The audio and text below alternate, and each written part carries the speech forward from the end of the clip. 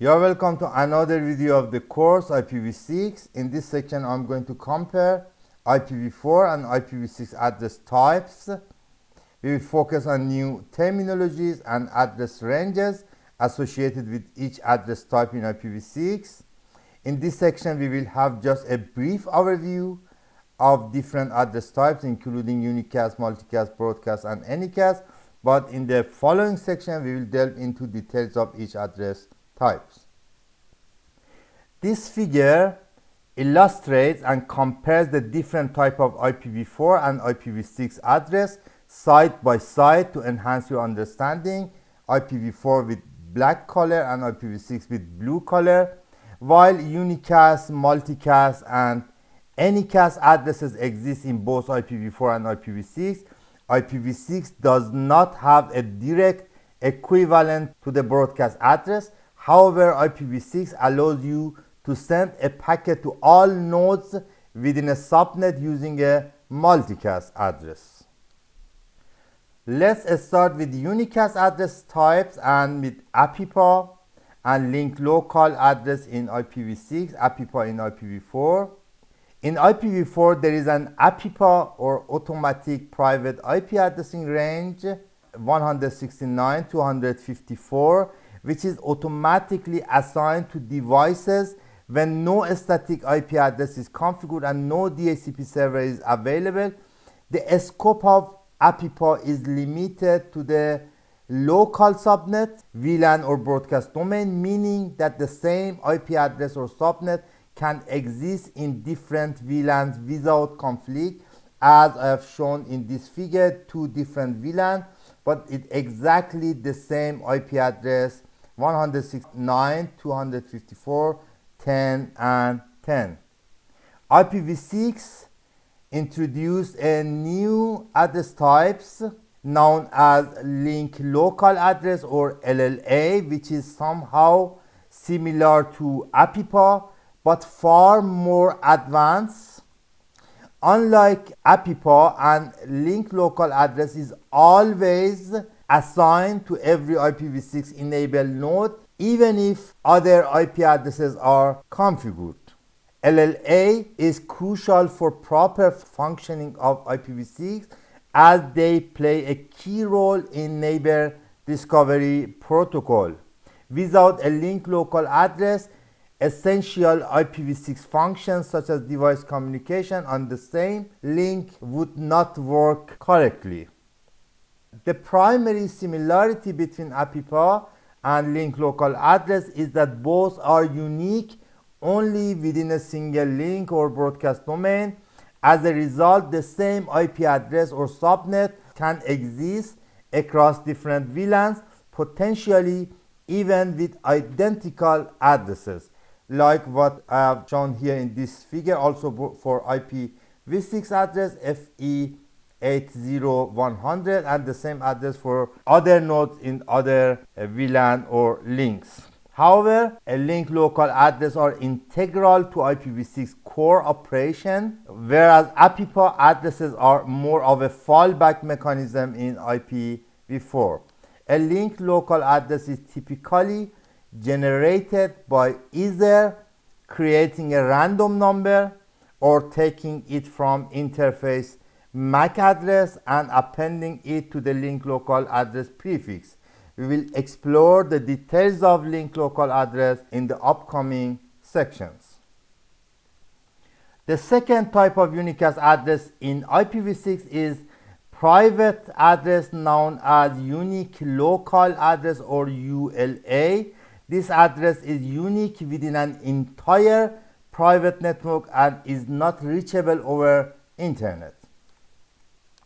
In IPv4, nodes with private addresses can access internet or be reachable through the internet with using NAT or network address translation feature. However, in IPv6, nodes with unique local address cannot reach the internet and are not reachable from the internet. Therefore, in IPv6, it is expected that all nodes requiring internet access will use a global unicast address, as we will discuss in a few minutes.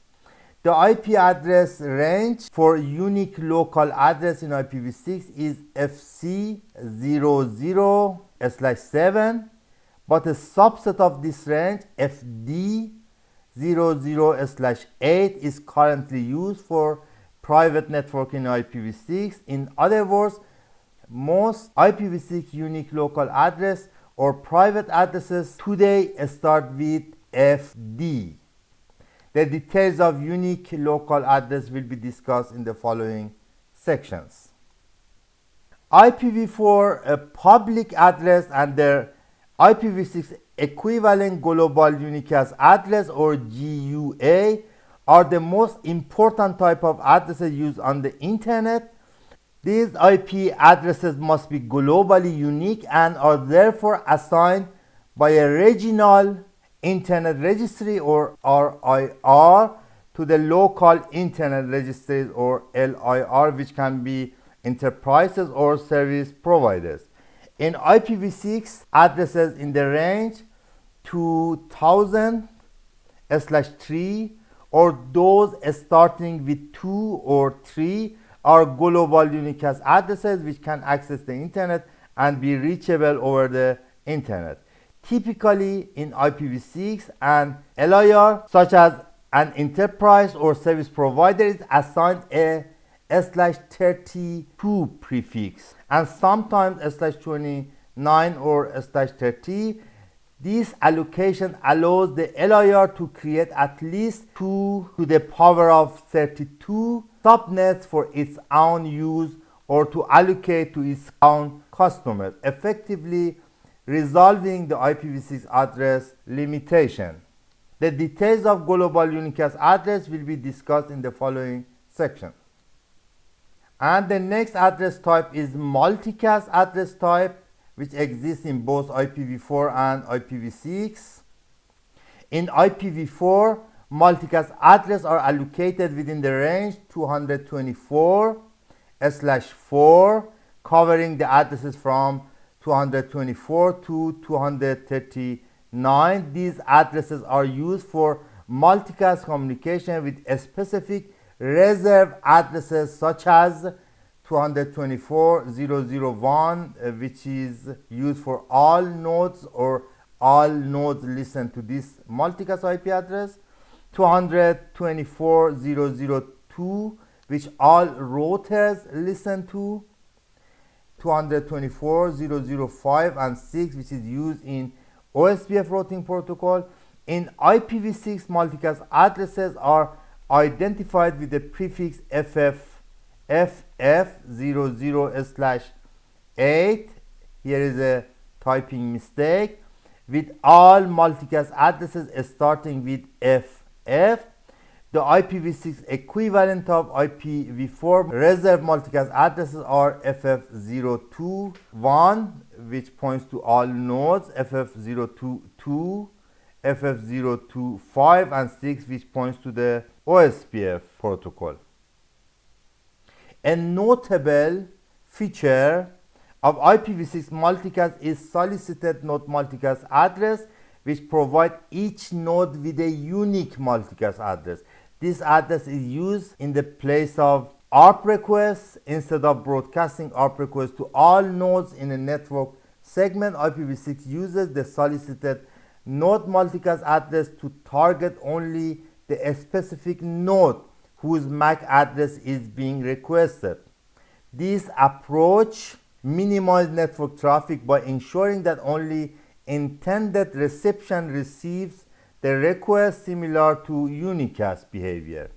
Further details on multicast addresses and solicited node multicast address will be covered in the following sections. And the next address type is broadcast, which exists only in IP version 4.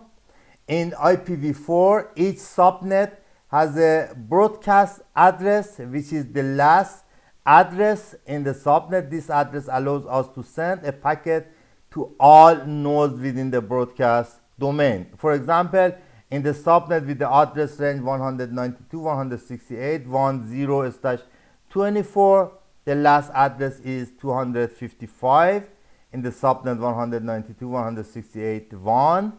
is the broadcast address. It is used as the destination address when we want to send a packet to all nodes in that subnet, such as during ARP request or DHCP operation. In IPv6, there is no equivalent to the IPv4 broadcast address. However, we can still send a packet to all nodes within a subnet using FF021, a multicast address which points to all nodes, which functions similarly by reaching all nodes in the local network subnet. In IPv4, the first IP address and the last IP address in each subnet are reserved as the network address and broadcast address respectively. In contrast, IPv6 does not reserve any addresses.